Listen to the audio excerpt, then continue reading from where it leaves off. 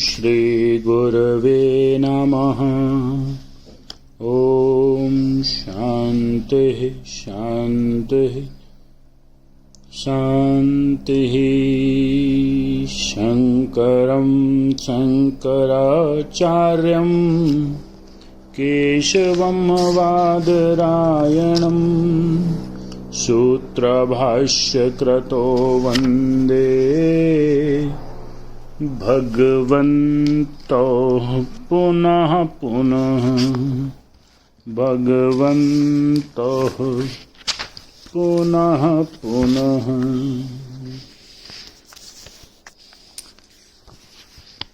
प्रणाम भगवान। स्वामी विवेकानंद जी के दिव्य ग्रंथ ज्ञान योग और उसके अध्याय बहुत्व में एकत्व से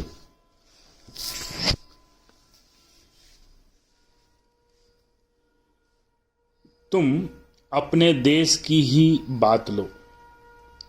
पृथ्वी पर इसके समान धनी और विलासी देश दूसरा नहीं है, पर दुख कष्ट भी यहाँ किसी प्रबल रूप में विराजमान है।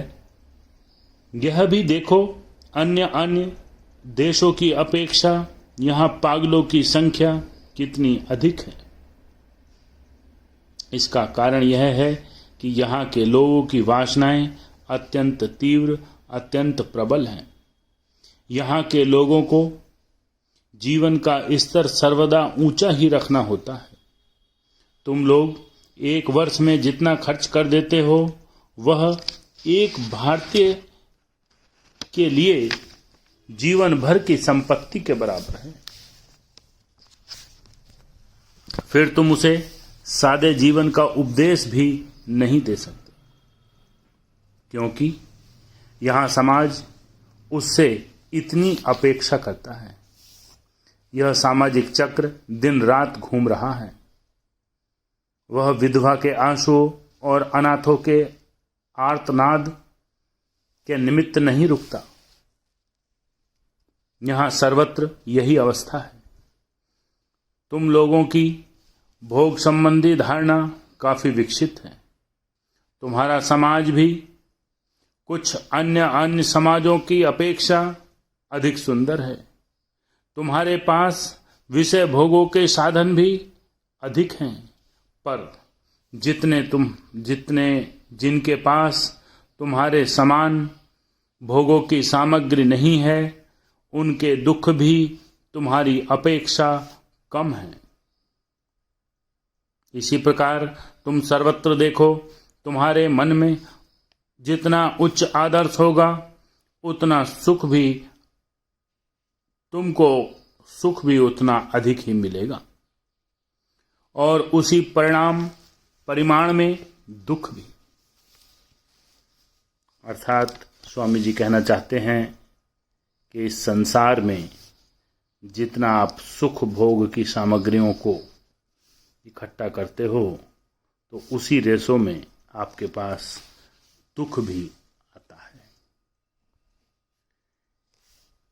एक मानो दूसरे की छाया के समान है सुख और दुख।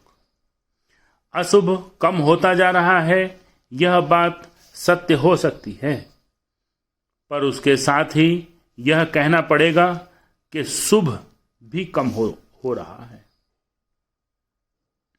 किंतु क्या यह नहीं कहा जा सकता कि वास्तव में शुभ कम हो रहा है और अशुभ की वृद्धि तीव्र गति से हो रही है?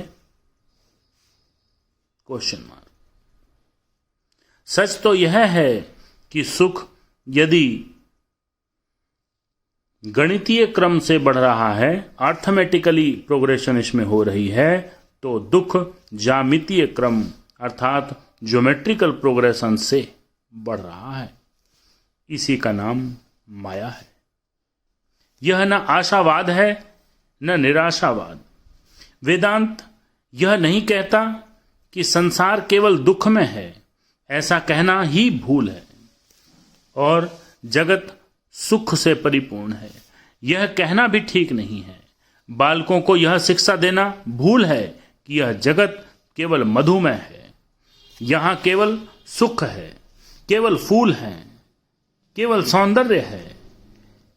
हम सारे जीवन इन्हीं का स्वप्न देखते रहते हैं। फिर किसी व्यक्ति ने दूसरे की अपेक्षा अधिक दुख भोगा है, इसलिए सब का सब दुख में है, यह कहना भी भूल है। संसार बस द्वैत भावपूर्ण, संसार बस इस द्वैत भावपूर्ण अच्छे बुरे का खेल भर है। वेदांत इसके साथ ही कहता है, यह न सोचो कि अच्छा और बुरा दो पृथक वस्तुएं हैं। वास्तव में वे एक ही वस्तु हैं। वह एक ही वस्तु भिन्न भिन्न रूप से, भिन्न भिन्न आकार में आविर्भूत हो एक ही के मन में भिन्न भिन्न भाव उत्पन्न कर रही हैं। अतएव वेदांत का पहला कार्य है ऊपर से भिन्न प्रतीत होने वाले इस बाह्य जगत में एकत्व की खोज करना।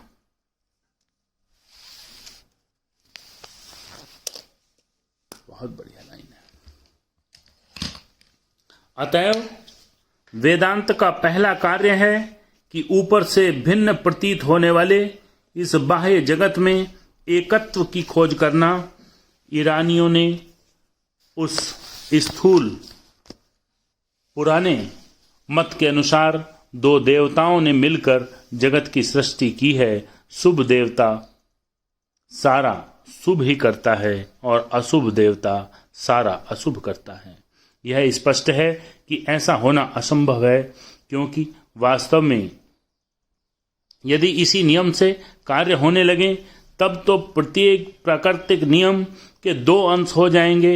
एक तो देवता चलाएगा और जब वह जाएगा तो उसकी जगह दूसरे अंश को चलाएगा, दूसरा आकर दूसरे अंश को चलाएगा। फिर यह मत स्वीकार करने में एक और कठिनाई यह है कि एक समय दो देवता कार्य कर रहे हैं, एक स्थान पर एक का उपकार कर रहा है और दूसरे स्थान पर दूसरे का अपकार कर रहा है, फिर भी दोनों के बीच सामंजस्य बना रहता है। यह किस प्रकार संभव है? निसंदेह यह मत जगत के द्वैत तत्व को प्रकाशित करने की एक बहुत ही अविकसित प्रणाली है। अब इस सिद्धांत से कुछ उच्च और उन्नत सिद्धांत लो। यह जगत अंशतः शुभ और अंशतः अशुभ है। उसी तर्क से यह असंगत है। यह एकत्व का नियम ही है जो हमें हमारा आहार देता है और अनेकों दुर्घटनाओं आदि से मार डालता है। ओम शांति शांति शांति।